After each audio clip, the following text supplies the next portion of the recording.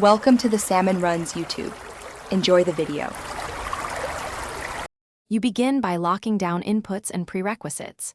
Validate, sanitize, and prefer allow lists for expected types and lengths.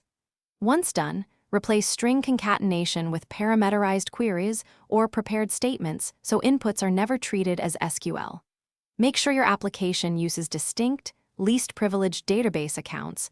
Do not run queries with admin rights. Also enable error handling that never exposes raw SQL or stack traces to users. These steps stop most injection attempts before they reach the database. Now implement layered defenses. Use stored procedures and parameter binding for complex operations. Avoid building dynamic SQL strings from user input. Once that base is set, use your ORM's parameter features and prepared statements consistently. Audit for any string interpolation left behind.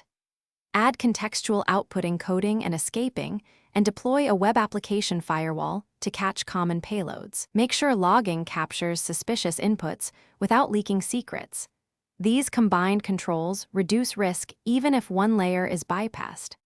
Finish by proving and monitoring your defenses. Run automated scanners and manual penetration tests, including blind and time-based techniques, to verify protections.